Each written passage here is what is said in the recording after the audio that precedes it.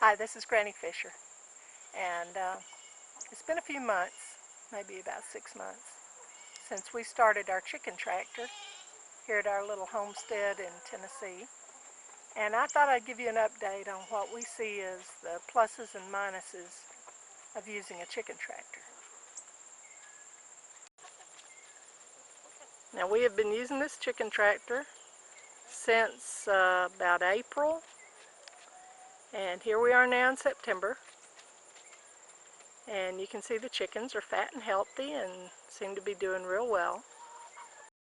Just as a review, we have 12 laying hens, no roosters, because we're kind of in a residential area and we didn't want to disturb the neighbors. We've got 6 buff Orpingtons, 4 Plymouth Barred Rock, and 2 black Australorps.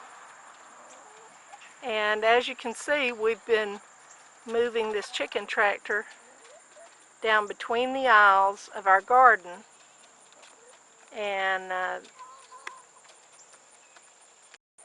we made the aisles between the rows of the garden large enough to move the chicken tractor through.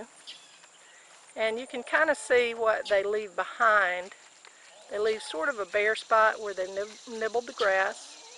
And you can see right there watermelon rind. We've been feeding them scraps from the garden, a few feathers, and some chicken poop. Now, one of the main advantages of the chicken tractor is the poop doesn't all collect in one spot, so you don't have the smell issues. And the manure that does collect, scattered throughout the yard, actually fertilizes the ground as time passes. So that's a good thing. Another advantage of the chicken tractor is nothing gets in there. You can see it's got chicken wire along the top as well as along the sides. The building itself is sturdy plywood.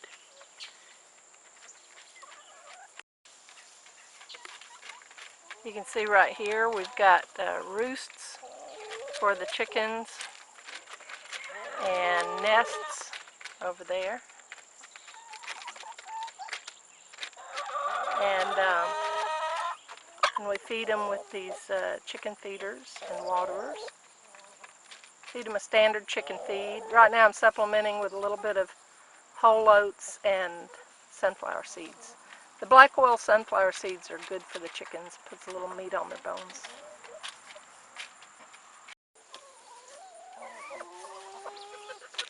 This is where we feed and water them. You can see them eating the feed. Some of them getting a sip of water.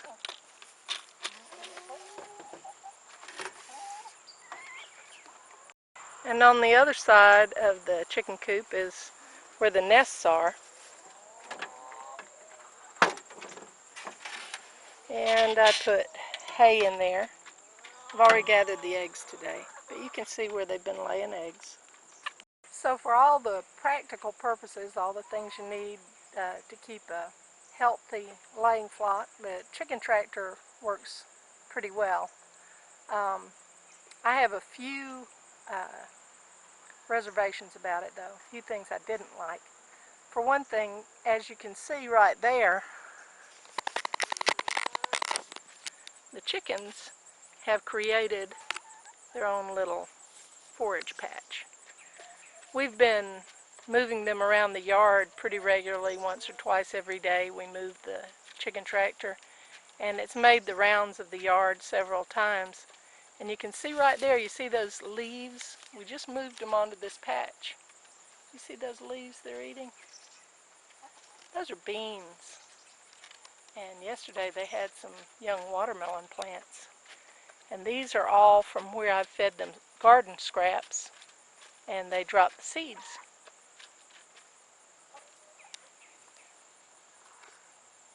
Now you might think that's an advantage because they're getting free feed out of it, and that is a good advantage. The problem is, if you like your yard, you're not going to have much of a yard left after you've run a chicken tractor over it a few times. I'll show you what I mean.